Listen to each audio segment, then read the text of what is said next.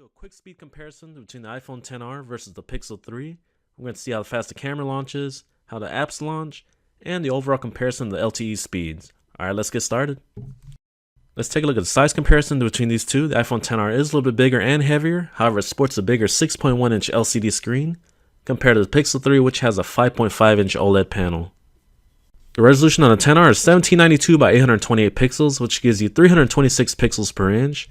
Meanwhile, the Pixel 3 sports a 5.5 inch OLED panel, coming in at 1080 by 2160 pixels, which gives you 443 ppi. Yes, at 326 ppi it does seem kinda low, but when you're using this phone at a normal viewing distance, you're not going to be able to see a big difference. Only those people that are staring directly at the screen at a real close angle, you're going to be able to see the pixels. Meanwhile, yes, the Pixel 3 does have a beautiful organic LED panel made by Samsung, however the colors are too punchy for my taste, and I actually prefer a more scaled down, color accurate profile like the iPhone XR, and its LCD panel, which is PWM free, which is much easier on the eyes, especially with people with sensitive eyes. Next up is biometrics. As you can see, the Pixel 3 unlocks instantly, while the Face ID does have to scan your face, and it does take a little bit longer. However, both of these unlocking solutions offer really good performance. Let's do a quick camera speed test comparison. Let's see which one can fire away the most shots. Alright, here we go. Ooh, so far the XR looks a little bit faster. Overall, the Pixel 3 does look like it's a little bit slower, but overall it's pretty similar in performance in my opinion. Testing 1, 2, 3. This is the 4K 60 frames per second on the iPhone XR. Let me know what you guys think in the comments down below. Testing 1, 2, 3. This is the 4K video quality at 30 frames per second on the Pixel 3. Let me know what you guys think in the comments down below. Now let's take a look at the modem comparison. Both of these phones do have band 71, which is a 600 MHz frequency for T-Mobile, and that's a big deal. However, the Pixel 3 does have 600 MHz plus 256 QAM and 4x4 MIMO, which gives you much better LTE speeds, as you can see here. Both of these phones do have wireless charging capabilities. How the Pixel 3 comes with a fast charge inside the box, while Apple gives you this little tiny 5-watt adapter. This is embarrassing. So the charge times on the Pixel 3 are definitely much faster. Now let's do a speed test comparison on app launches between the A12 Bionic versus a Snapdragon 845. Let's go ahead and launch Helix Jump. Looks like the iPhone XR won that round. Next up, let's launch another game called Paper.io. The XR launched first. Let's see which one finished. The XR won again. Let's see what's next. Let's try Wordscapes. Boom. Let's launch at the same time. Ooh, the Pixel 3 won. Oh, they launched about the same time though, once it loaded up. So far, the A12 Bionic and the iPhone XR is winning the race, with the Pixel 3 coming up a little bit short. Let's see if it can catch up though. Again, this game called Ho.io launched first on the XR. The Pixel 3 is not that far behind though, so let's see if it can catch up now. Let's try a more heavy duty game like PUBG.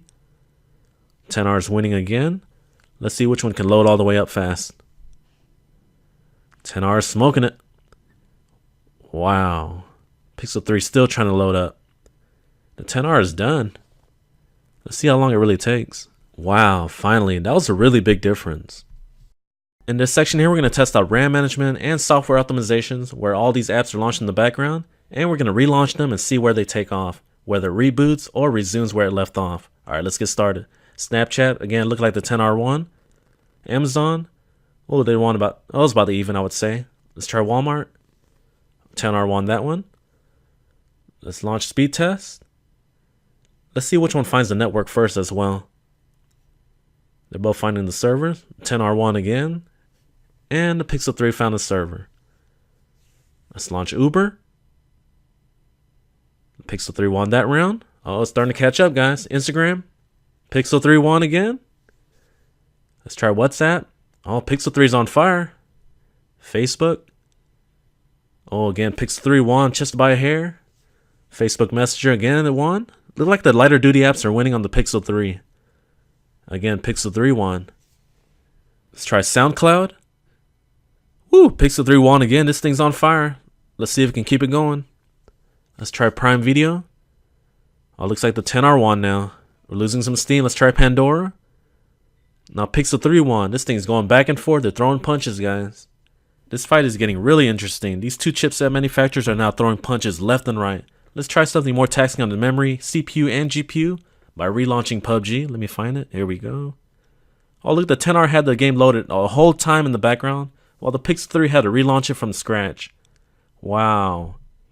That is very bad RAM management and software optimization on the Pixel 3. I'm surprised. This is supposed to be the king of Androids, guys.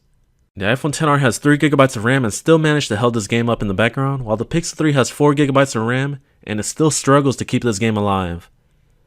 Again, guys, the numbers don't prove everything. It's just about how you optimize your software and the customer and user experience. The iPhone has proved to be the better one in this round, guys. Whoa, this game is finally loaded up. Okay, guys, maybe this was too taxing on the CPU and memory and just software in general. Let's try a lighter duty game like Kick the Buddy. Let's see if iOS managed to have this game alive. There we go, Kick the Buddy right there. Oh look, the iPhone XR has it. Oh, the Pixel 3 again struggled, had to relaunch the whole game. Wow. This is crazy, guys.